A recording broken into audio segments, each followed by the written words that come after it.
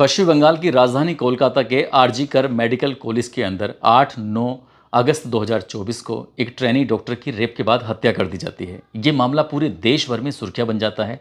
अभी इस घटना को हुए 2 दिन का ही समय हुआ था कि ये मामला जब हाईलाइट हो रहा था। इसी बीच यानी कि 12 अगस्त 2024 की दोपहर लगभग 11-12 बजे के आसपास का वक्त हो रहा था। बिहार के मुजफ्फरपुर में एक दलित लड़की अर्धनग्न अवस्था में मिलती है। उसकी जब लाश मिलती है तो ये मामला भी सुर्खियां बटोरने लगता है। अब हर कोई इस घटना के बारे में जानना चाहता था कि आखिरकार इस दलित बेटी के साथ हुआ क्या है। अखबारों ने और टेलीविज़न और सोशल मीडिया पर आशंका व्यक्त की जा रही थी कि इस लड़की का सामूहिक बलात्कार किया गया है। उसके बाद इसकी चाकुओं से गोदकर हत्या कर दी गई है। इस घटना के बारे में हर कोई जानना चाहता था, लेकिन ये कई दिनों तक घटना ऐसी गफलत में रही कि इस पर बहुत तरह की अफवाहें शुरू हो जाती हैं। आज की इस कहानी के माध्यम से यही जानने की, यही समझने की कोशिश करते हैं कि आखिरकार उस बिटिया के साथ हुआ क्या था। आदाब, नमस्कार, सत श्री अकाल। मैं उस्मान सैफी। आज की जो सच्ची घटना मैं आपको सुनाने जा रहा हूँ, ये सच्ची घटना है बिहार प्रदेश के मुजफ्फरपुर की। दरअसल मुजफ्फरपुर का एक थाना लगता है पारू, और पारू थाना क्षेत्र का एक गाँव है गोपालपुर। गोपालपुर के जंगल में कुछ महिलाएं घास काट रही थीं। घास काटते काटते एक महिला की नज़र पहुंचती है। कुछ बाल पड़े हुए थे, साथ ही वहां पर बिलट पड़ा हुआ था, अलग अलग खून के धब्बे। जैसे ही उस महिला ने उस बिलट का, उन बालों का पीछा किया, वो जैसे जैसे जा रही थी वैसे वैसे पता चलता है कि पास में एक पोखर था। पोखर में एक लाश थी, लगभग 14-15 साल की एक लड़की की। जैसे ही उस महिला ने वो लाश देखी तो खेतों में आसपास और भी लोग काम कर रहे थे। उस महिला ने ज़ोर ज़ोर से चीखना चिल्लाना शुरू कर दिया। उस महिला की चीखों को सुनने के बाद 12 अगस्त 2024 की सुबह लगभग 11 बजे के आसपास का वो वक्त था। जैसे जैसे लोग खेतों में काम कर रहे थे, गांव तक सूचना पहुंच जाती है। गांव से भी सैकड़ों लोग मौके पर आ जाते हैं। दरअसल ये जो लड़की थी वो रात से गायब थी। रात इसका अपहरण कर लिया गया था। इस लड़की का गांव लगता है लालू छपरा। वहां की रहने वाली एक महिला ने थाने में जाकर तहरीर दी, शिकायत दर्ज कराई कि मेरे घर पर 3 बाइक आई थी और 3 बाइकों पर 6 लोग आए थे। उन्होंने आकर मेरी बेटी का अपहरण कर लिया। दरअसल उन्हीं में, उसी के गांव का जो लालू छपरा का रहने वाला एक व्यक्ति होता है जिसका नाम संजय रॉय होता है। संजय रॉय 2-4 दिन पहले ही आकर धमकी देकर गया था कि वो आपकी बेटी से शादी करना चाहता है, जो 5 बहन भाइयों में सबसे छोटी होती है। अगर आपने उससे शादी नहीं की तो उसका वो अपहरण कर लेगा और उसका रेप करेगा, बलात्कार करेगा। इस तरह की जब धमकी वाली बात माँ ने जाकर थाने में शिकायत दर्ज कराई कि 14 साल की उस लड़की के साथ ऐसा कुछ हुआ है, तो ये मामला भी वैसे ही सुर्खियां बटोरने लगता है जैसे क्या पश्चिम बंगाल की राजधानी कोलकाता के आरजी कर मेडिकल कॉलेज की उस ट्रेनी डॉक्टर का मामला हाईलाइट हो रहा था। अब पुलिस पर बहुत ज़्यादा बेइंतहा प्रेशर पड़ने लगा, दबाव पड़ने लगा। माँ ने बताया कि रात को 3 बाइकों पर 6 लोग आए थे। क्यों आए थे, क्या उनके पीछे क्या वजह थी। अब पुलिस ने उनका तलाश करना शुरू किया तो पता चलता है कि जो संजय रॉय है वो भागा हुआ है, फरार है। पुलिस ने उसकी गिरफ्तारी के लिए छापेमारी करना शुरू कर दिया। अब एसएसपी पर बहुत ज़्यादा दबाव था। उन्होंने इस मामले की जांच पड़ताल के लिए एसआईटी का गठन कर दिया ताकि इस घटना की निष्पक्ष और ईमानदारी से जांच पड़ताल हो सके। लेकिन लोगों को ऐसा लग रहा था कि इस मामले में बहुत सारे ऐसे तथ्य हैं जिनको छिपाने की कोशिश की जा रही है। मीडिया को बातें बताई नहीं जा रही है। सोशल मीडिया पर कई तरह की खबरें चलना प्रकाशित हो जाती हैं कि उस लड़की के जो ब्रेस्ट थे उनको चाकू से काट दिया गया है, साथ ही उसके प्राइवेट पार्ट पर लगातार चाकू से वार किया गया है। इस तरह की जो खबरें थी, और उस लड़की का भी सामूहिक बलात्कार किया गया है। अब जब तक मुख्य आरोपी नहीं पकड़ा जाएगा तब तक पुलिस के लिए आसान भी नहीं था। पुलिस ने सारे दाव पेंच जो थे अपने लगाने शुरू कर दिए, लेकिन मुख्य आरोपी संजय रॉय लगातार फरार चल रहा था। इसलिए पुलिस कोर्ट का सहारा लेती है और वहां से एक समन जारी कराती है कि 17 अगस्त 2024 की दोपहर 12 बजे तक यदि संजय रॉय ने अपने आत्मसमर्पण नहीं किया तो उसके बाद फिर इसके घर पर बुलडोजर चलाया जाएगा। संभवतः शायद बिहार में, प्रदेश में ये ऐसी पहली घटना है जहाँ पर तुरंत बुलडोजर की कार्रवाई होती है, जैसे कि उत्तर प्रदेश में योगी आदित्यनाथ का बुलडोजर चलने लगता है। 12 बजे तक इंतज़ार किया जाता है 17 अगस्त 2024 को, लेकिन 12 बजे तक वो नहीं आता। तब उसी 17 अगस्त 2024 की दोपहर 1 बजे से 4 बजे तक उसके घर पर बुलडोजर चलना शुरू हो जाता है। उसके घर को एकदम तहस नहस कर दिया जाता है, लेकिन वो नहीं आता। अब सोशल मीडिया पर एक पोस्ट वायरल हो जाती है 18 अगस्त 2024 को। उस पोस्ट में लिखा था, आ रहा हूँ बहुत जल्द लालू छपरा में, यानी कि सुबह 9 बजे अपनी बहन को न्याय दिलाने के लिए, गोल्डन दास, ऐसा लिखा हुआ था। ये जब सोशल मीडिया पर पोस्ट वायरल हो जाती है तो 18 अगस्त 2024 को बड़ी संख्या में मुजफ्फरपुर, मोतिहारी, सीतामढ़ी, औरंगाबाद के बहुत सारे लोग इकट्ठे हो जाते हैं। जो मुख्य आरोपी था, जिसका घर अभी एक दिन पहले बुलडोजर से गिरा दिया गया था, उसके घर के इर्द गिर्द लगभग 14 घरों को निशाना बनाया। जो भीड़ इकट्ठी हुई थी, और उन भीड़ों ने बताया जाता है कि लूटपाट भी की, कई वाहनों को तोड़ा, बाइकों को तोड़ा, पुरुषों के साथ मारपीट भी की। महिलाओं ने किसी तरकीब से बचकर घरों में छुप छुपाकर अपनी जान बचाई। लेकिन जब मामला बहुत ज़्यादा बढ़ता चला जाता है, पुलिस फोर्स आती है। पुलिस फोर्स आने के इस बाद कई घंटे तक ये गहमागहमी चलती रहती है। आखिरकार इस मामले को किसी तरकीब से शांत किया जाता है। पुलिस ने 250 लोगों के खिलाफ एफआईआर दर्ज की और 250 में लगभग 16 लोगों को गिरफ्तार भी कर लिया। जो मुख्य आरोपी था गोल्डन दास, उसको भी गिरफ्तार कर लिया। हालांकि सोशल मीडिया पर उसने माफ़ी मांगी कि जो हुआ है गलत हुआ है, ऐसा नहीं होना चाहिए था, लेकिन तब तक तीर कमान से बाहर निकल चुका था। आखिरकार पुलिस पर लगातार दबाव भी बढ़ रहा था।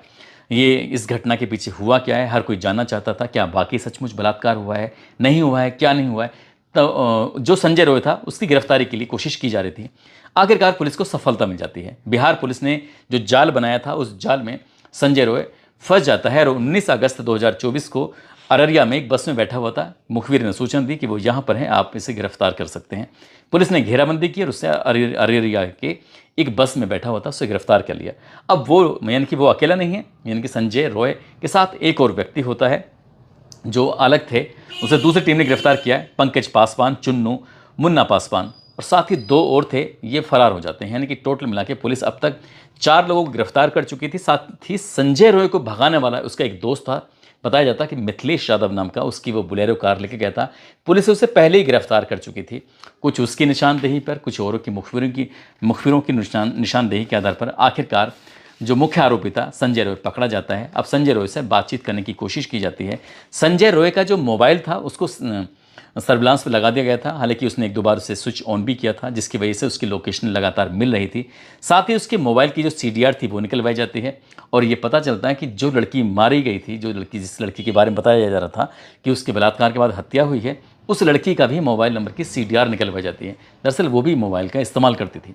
दरअसल संजय रॉय का मोबाइल जब निकाला जाता है तो उससे पता चलता है कि जिस लड़की की हत्या की गई है, उस लड़की से उसके 30 दिनों में 422 बार बातें हुई थी। एक बार फिर से रिपीट करता हूँ, 30 दिन में 422 बार बातचीत हुई थी, जिसमें 213 बार संजय ने अपनी तरफ से कॉल मिलाया था और जिसमें 209 बार उस लड़की ने संजय को अपनी तरफ से कॉल मिलाया था। अब पुलिस ने जब इस मामले में जांच पड़ताल करना शुरू किया तो पता चला कि इस संजय रॉय का उस लड़की के साथ, जो दलित लड़की होती है, उसके साथ 3 साल से मधुर संबंध थे। यही नहीं, उस लड़की की जो बड़ी बहन होती है, उससे 6 साल से मधुर संबंध थे। यानी कि उस लड़की से तो बात होती ही थी संजय रॉय की, उसकी बड़ी बहन से भी बातचीत होती थी। और 11 अगस्त 2024 की रात लगभग 10:30 से 11 बजे के बीच में एक बार फ़ोन होता है। संजय रॉय और वो लड़की आपस में बातचीत करते हैं और जैसे ही रात के समय होता है तो वो लड़की चुपचाप, जब घर वाले सो जाते हैं, इत्मीनान से अपने घर में आराम कर रहे थे, तब वो लड़की अपने घर से निकलती है। निकलने के बाद संजय ने जहाँ वो जगह बताई थी, उस जगह पर वो लड़की पहुँच जाती है। लड़की और वो जो संजय रॉय होता है, उससे अभी बातचीत का सिलसिला शुरू ही हुआ था। 2 या ढाई मिनट इन दोनों ने आपस में बातचीत की थी। अचानक ही वहाँ पर 5 लोग धमक आते हैं। यानी कि 5 लोगों में पंकज पासवान, चुन्नू, मुन्ना पासवान, 2 और साथी होते हैं। टोटल मिला के 5 ये होते हैं। पहले से ही वहाँ पर संजय रॉय, साथ ही वो लड़की होती है, आपस में बातचीत कर रहे थे। अब ये जो 5 लोग आते हैं, 5 लोगों में जो पंकज पासवान होता है, इसको गुस्सा आ जाता है। दरअसल ये लोग जानते थे इस लड़की का उसके साथ प्रेम संबंध चल रहा है और ये इनको रंगे हाथों पकड़ना चाहते थे और इसीलिए ये एक प्लानिंग कर रहे थे काफ़ी समय से, काफ़ी टाइम से, कि इन लोगों को हम रंगे हाथों पकड़ेंगे और उसके बाद इनको सबक सिखाएंगे। रंगे हाथों पकड़े जाते हैं। अभी बातचीत का सिलसिला शुरू होता है, कहा-सुनी शुरू हो जाती है, बात मार पिटाई पा जाती है। अब इस लड़के को भी, जो संजय रॉय होता है, साथ ही उस लड़की को भी, ये पांचों मिलकर पीटना शुरू कर देते हैं। मारपीट का सिलसिला शुरू ही हुआ था कि पंकज पासवान को इतना गुस्सा आ जाता है, उसके हाथ में एक रोड होती है, रोड वो पूरी ताकत के साथ उस लड़की के मारता है और जैसे ही उस लड़की को रोड लगती है, लड़की गिर जाती है। बताया जाता है कि उसको फिर और भी हमला किया जाता है। लेकिन जब इन्हें लगने लगता है कि लड़की की हालत ज़्यादा ख़राब हो चुकी है, तो पांचों के पांचों, जिसमें पंकज पासवान, चुन्नू, मुन्ना पासवान और 2 और साथी होते हैं, मौका पाते यहाँ से भाग जाते हैं। अब मौके पर सिर्फ 2 बचते हैं, यानी कि एक संजय रॉय, जो इसी गांव का व्यक्ति होता है, शादीशुदा होता है, जो इस लड़की से बात करता था, इस लड़की की बड़ी बहन से बातचीत करता था। लड़की की हालत ज़्यादा ख़राब थी क्योंकि उसको गंभीर रूप से चोटें मारी गई थी। बताया जाता है वहाँ पास में खुरपी पड़ी हुई थी, उस खुरपी से भी उस लड़की पर हमला किया जाता है। गर्दन, सिर और हाथ जो गंभीर रूप से घायल हो जाते हैं, और कई जगह थी जो मारपीट से इनके चोट के निशान बन जाते हैं। अब उस लड़के ने सोचा कि ऐसा ना हो कि जब ये लड़की इस हालत में मिलेगी तो शायद उसको पकड़ा जाएगा, संजय रॉय गिरफ्तार हो जाएगा, वो जेल जाएगा। तो उसने मौका पाते ही वहीं पास में ही कुछ ऐसी रस्सियां उसने बनाई। रस्सी बनाने के बाद उस लड़की के हाथ और पैर दोनों बांधे। साथ ही हाथ पैर बांधने के बाद उस लड़की का गला घोंटता है और उसकी हत्या कर देता है। बताया जाता है कि उसने भी उसको नुकसान पहुंचाया था, उसको भी गंभीर चोटें पहुंचाई थी, जिसकी वजह से लड़की की हाथों हाथ मौत हो जाती है। यहाँ से लगभग 30 मीटर दूर तक वो उसे लड़की को घसीटता हुआ लेके जाता है, जो गोपालपुर का पास में एक तालाब होता है, जो बिल्कुल उसकी घटना स्थल के बिल्कुल थोड़ा सा नज़दीक था, 30 मीटर के आसपास। वहाँ जाता है और वहाँ जाने के बाद उस पोखर में, उस तालाब में उस लड़की की लाश को दबा देता है, ढक देता है, ताकि वो लाश कभी उभर के सामने ना आए, और वो वहाँ से चला जाता है। पोस्टमार्टम की रिपोर्ट जब आती है तो उससे पता चलता है कि तेज़ धारदार हथियार से 5-6 वार किए गए थे। 5-6 वार यानी कि खुरपी से भी वार किए गए थे, लोहे की रोड से भी वार किए गए थे।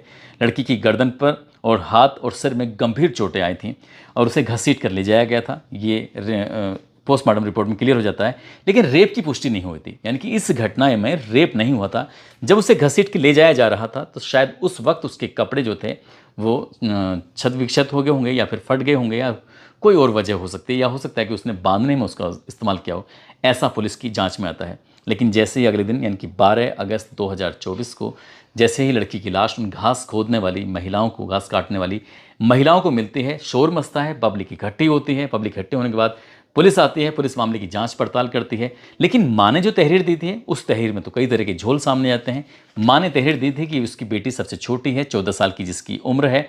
साथ ही उसकी जो बेटी होती है उस महिला की, तो वो भी बात करती थी, यानी कि छोटी बेटी तो बात करती थी, उसकी बड़ी बेटी भी बातें करती थी।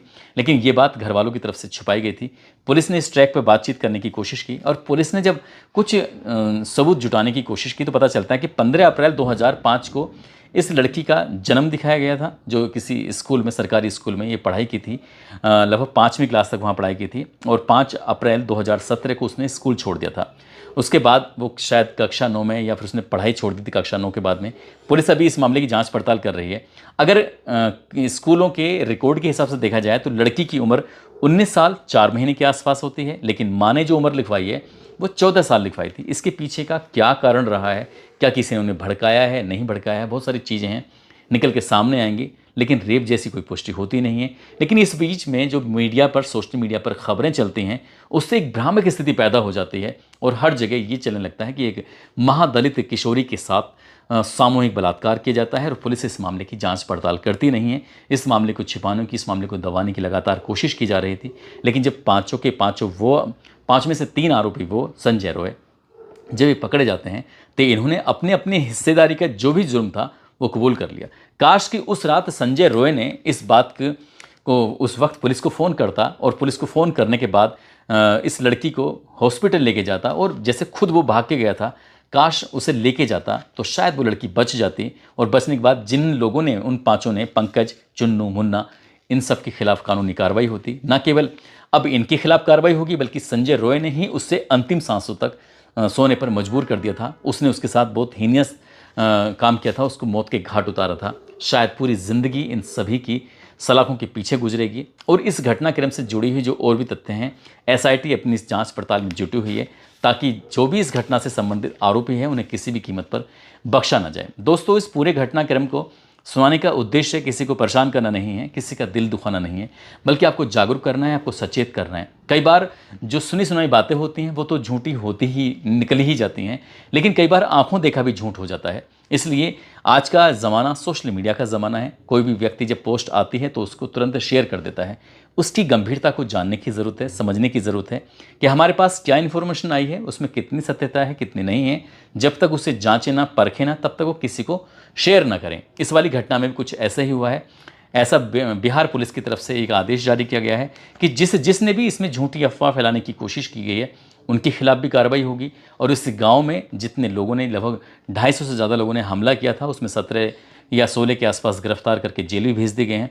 बाकी की भी गिरफ्तारी होगी, जेल भी भेजा जाएगा। न जाने कितने ऐसे पढ़े लिखे लड़के होंगे, युवा होंगे, जिनका करियर दांव पर लग सकता है। इसलिए कुछ भी करने से पहले बड़ा सोचने की ज़रूरत है। जल्दबाजी में कदम उठाए गए कई बार नुकसानदायक हो जाते हैं। जाते जाते रचना है, आज इनका जन्मदिन है, इनको जन्मदिन की ढेरों सारी शुभकामनाएं, बहुत बहुत मुबारकबाद। साथ ही कुछ लोगों ने नाम लेने की अपील की है, जिसमें अंशिका सैनी है, अमरुल हसन है, अनंत पांडे हैं, मान सिंह हैं, विपिन चौहान हैं, फैज़ान खान, निशांत ठाकुर, भगत सिंह तोमर हैं, नफीस अंसारी, पवन कुमार साहू, हरेंद्र यादव, हाशिम सिद्दीकी, रूपेश कुमार, सलमान अब्बासी, अंकित मलिक, मुशर्रफ गुजर, रामा सिंह, संजय यादव, अनिल कुमार और कुंदन सिंह। आप सब लोग अपना ख्याल रखें, सुरक्षित रहें। जय हिंद, जय भारत।